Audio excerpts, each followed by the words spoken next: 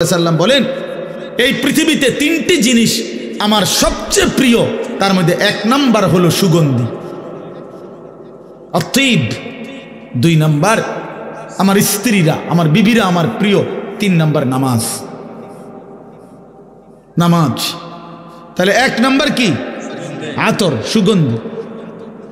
তো যিনি হাঁটলে পরবর্তী মানুষ বুঝতেন এখান দিয়েই রসুল আরবি গেছেন, কারণ ওই জায়গাটা মেশকের ঘ্রাণে সুগন্ধি হয়েছে। তো যিনি একটু পেঁয়াজের গন্ধ, রসুনের গন্ধ পছন্দ করতেন না, বলে দিছেন পেঁয়াজ রসুন কাঁচা খেলে আমাদের মসজিদে, আমাদের মজলিসে আইসো না, কারণ এতে করে ইমানদারেরও কষ্ট হয়, আল্লাহর ফেরেশতারও কষ্ট হয়। কথা বলে রাসূলুল্লাহ সাল্লাল্লাহু আলাইহি ওয়াসাল্লাম জীবনে একবার মসজিদে নববীতে কারো গায়ের থেকে জুমার দিন ঘামের গন্ধ নাকে লাগছে, নবীজি বলে দিছে গুসলুল জুমআতে ওয়াজিবুন আলা কুল্লি মুহতালিম, প্রতিটা প্রাপ্তবয়স্ক ব্যক্তির উপরে জুমার দিন গোসল করা বাধ্যতামূলক। যিনি এতটা সুগন্ধি পছন্দ করতেন, দুর্গন্ধ মোটেই সইতেন না, এই বিড়িওয়ালা মুখ নিয়া এই বেড়া এই রসুলের সামনে হাসরের ময়দানে সুপারিশের জন্য কেমনে দাঁড়াবে? কথা বলেন না, বলেন কেমনে দাঁড়াবে? কেমনে দাঁড়াবে? কিভাবে দাঁড়াবে? ওলামায়ে কেরাম থেকে জিজ্ঞাসা করে নিবেন, মুফতি সাহেব থেকে। তাইলে এই জন্য বললাম এটা জরুরি বিষয় বাবা, ছেড়ে দেওয়া দরকার। আল্লাহ আমাদেরকে বুঝ দান করে।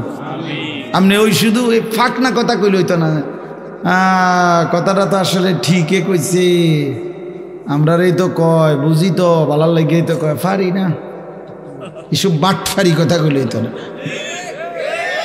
এগুলো তো সিটারি কথা, ওটা ফারে না, বাতের থালা খাইতে আরে মাশাআল্লাহ, আল্লাহর কথা মানতে আরে না হবে না খানা।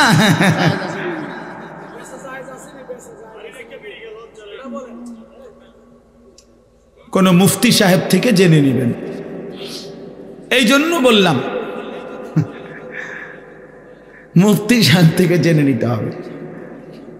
এই জন্য বলেন আমরা এটা বুঝাইতে চাইলাম বাবা, আমার শুধু একটা উদ্দেশ্য না, আমি কোনো বিড়ি সিগারেট বুঝাইতে বসি নাই, বসছি যে প্রসঙ্গ করে বললাম গুনাহ ছেড়ে দেন, আল্লাহর নাফরমানি ছেড়ে দেন, নিজের আখলাক, নিজের জিন্দিগি সুন্দর করা চাই। এটা এমনি এখন একটু পছন্দ না হলেও এটাই সত্য, এটা ইনসাফ, এটা উচিত। আজকে হয়তো আমি শক্ত করে বললাম, কিন্তু একদিন মনে পড়বে হায় মোল্লার কথা যদি শুনতাম, এই মোল্লার ওয়াকালু লাউ কুন্না নাসমাউ আও নাকিলু মা কুন্না ফি আসহাবিস সাঈদ, জাহান্নামী বান্দা বলবে হায় ফেরেশতা, সেদিন দুনিয়াতে যদি আমি একটু শুনতাম বা বুঝতাম তাহলে তো আজ আমি জাহান্নামী হতাম না। আমাদের এক ব্যক্তি আমার কাছে খুব ঘনিষ্ঠভাবে খুব সুন্দর একটা কথা বলছে, হুজুর, যে ব্যক্তি নিয়মিত বিড়ি সিগারেট খায় আর তার বিবি জন্য, কোনো মহিলার জন্য জীবনের সবচেয়ে বড় অভিশাপ এই বিড়ি খাওয়াইনা জামাই, এই বেচারি মজলুম, এই বেচারি নির্যাতিত, জীবনে বছরের পর বছর এই দুর্গন্ধ সহ্য করে যাইতেছে। মানবাধিকার এই দুর্গন্ধ নিয়ে বেচারি জীবন পার করতেছে। নাউজুবিল্লাহ, নাউজুবিল্লাহ। আল্লাহ তাআলা আমাদেরকে লজ্জা, শরম, হায়া দান করেন আমার বাপ।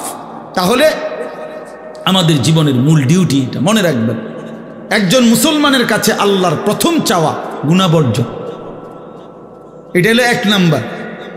তো বলে নেক আমল, এই গুনাহ যে বর্জন করে আল্লাহর কসম অটোমেটিকলি নেক আমল তার দ্বারা হয়েই যায়।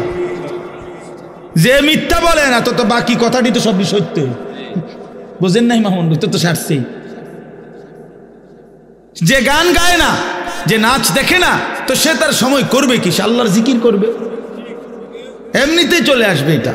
যার দিল সাফ, যার দিল গুনাহ থেকে পবিত্র থাকে, তো সে নেক আমল করতেই মজা পায়, আল্লাহকে ডাকতেই মজা পায়, আর আল্লাহ তাআলাও সেই বান্দাকে ডাইকা জবাব দিয়ে মজা পায়।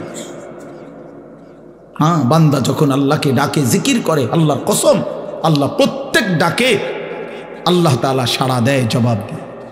যতবার বান্দা বলে আল্লাহ, ততবার আল্লাহ তাআলা বলে বান্দা বলো লাব্বাইক ইয়া আব্দি, বান্দা আমি হাজির, বলো না বান্দা কি চাও। বান্দা বলে সুবহানাল্লাহ, আল্লাহ বলে আছি তো বান্দা, বলো না। সে আবার বলে সুবহানাল্লাহ সুবহানাল্লাহ আলহামদুলিল্লাহ আল্লাহু আকবার লা ইলাহা ইল্লাল্লাহ সাল্লাল্লাহু আলাইহি ওয়াসাল্লাম আস্তাগফিরুল্লাহ আস্তাগফিরুল্লাহ। এভাবে বান্দা আল্লাহর জিকির করতে থাকে, আল্লাহকে ডাকতে থাকে, আল্লাহও ডাকতে থাকে। বলে বান্দা বলো না কি চাচ্ছ বান্দা। একটা সময় আল্লাহ যখন দেখে বান্দা কিছুই চায় না, কেবল আল্লাহকেই ডাকে, আল্লাহ তখন মহব্বত করে ডাক দিয়ে বলে বান্দা আমি বুঝে ফেলেছি তুমি আমারে ডাইকা মজা পাচ্ছ, ঠিক আছে বান্দা তুমি আমারে ডাকতে থাকো, তোমার যা লাগবে আমি আল্লাহ দিতে থাকি। আমি তো জানি তোমার বিবি যে অসুস্থ, এটা তো আমি জানি, তোমার ছেলের বউ যে গর্ভবতী, এটা তো আমি জানি, তোমার ছেলেটা যে বিদেশে কষ্টে আছে, এটা তো আমি জানি, তুমি আমারে বলবা কি? আমি তো তোমার রাতও জানি, দিনও জানি, আমি তোমার সুখের খবরও জানি, দুঃখের খবরও জানি, আমি তোমার কষ্টটাও জানি, হাসিটাও জানি, আমি তো সব জানি। সুখ তো আমিই দিছি, কষ্ট মুসিবত পেরেশানি তো আমিই দিছি, ঠিক না? তো আমি তো জানি বান্দা, ঠিক আছে তুমি আমারে ডাকতে থাকো, আমি তোমার মুসিবত দূর করতে থাকি। এজন্য এটা জরুরি বাপ, আল্লাহকে ডাকা, আল্লাহকে ডাকা, গুনাহ থেকে বর্জন করা। আল্লাহ আমাদেরকে তৌফিক দান করেন। জিন্দগিটা যদি সুন্দর করেন, ইবাদত আমলে সাজিয়ে তোলেন, বহুতই লাভবান হবে, নেককার হিসাবে গণ্য হবেন, আর আল্লাহ তাআলার চির নিয়ামতে ভরা জান্নাত বসবাস করবেন। এই এবার শুনেন, 5টা আয়াত মাত্র পড়ছি, এবার এই তর্জমা বললে আমার কথা শেষ। 5টা আয়াতের তর্জমা শুনেন। আল্লাহ তাআলা বলেন ইন্নাল আবরারা লাফি নাঈম। আল্লাহ তাআলা বলেন আমার নেককার বান্দাগণ, আমার সৎকর্মপরায়ণ ঈমান আমলওয়ালা বান্দাগণ লাফি নাঈম, নেয়ামতে নেয়ামতে ভরা জান্নাতেই বসবাস করে। নেয়ামত, আল্লাহ ডাইরেক্ট বলছে জান্নাত, এটা নাঈম, নেয়ামতেরই জায়গা। যদি বলি আল্লাহ কয়টা নেয়ামত দিবেন, কয়টা দিবেন, তা আল্লাহ কোরআনে বলছে ইজা রাআইতা সাম্মা রাআইতা নাঈমান ওয়া মুলকান কাবীরা। আমার এটা কইতেই পারলেন, ইজা রাআইতা সাম্মা রাআইতা নাঈমান ওয়া মুলকান কাবীরা। আল্লাহ বলে আমার জান্নাতি বান্দা জান্নাতে ঢুকবে আর তার নেয়ামতে ভরা জান্নাত দেখবে, আবার ঘুরে ঘুরে দেখবে, আবার দেখবে, আবার দেখবে, চোখ ফিরায়া ফিরায়া দেখবে, দেখে দেখে সে টের পাবে তারে নেয়ামতে নেয়ামতে ভরা এক বিশাল সাম্রাজ্য আল্লাহ দান করেছে। নাঈমান ওয়া মুলকান কাবীরা, এক বিশাল রাজত্ব। কদ্দুর লইয়া 10 হাত বাই 10 হাত, 40 শতক। কাশীনগর ইউনিয়নে উনি মনে করছেন না, 10টা দুনিয়া বরাবর সবচেয়ে ছোট জান্নাত, নিয়ামতে ভরা, পুরাটা কোটি কোটি নাজ ও নিয়ামতে ভরা। আলাল আরাইকি ইয়ানজুরুন। এবার আল্লাহ বলেন আমার জান্নাতি বান্দা জান্নাতের সিংহাসনে বসে দেখতে থাকবে। কি করবে বলেন না কেন? দেখতে থাকবে। এখন প্রশ্ন হলো কি দেখবে? 3 জিনিস দেখবে। কয় জিনিস?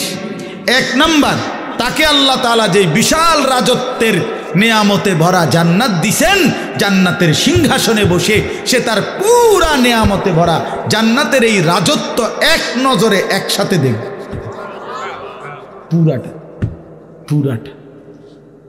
আর কেমনে?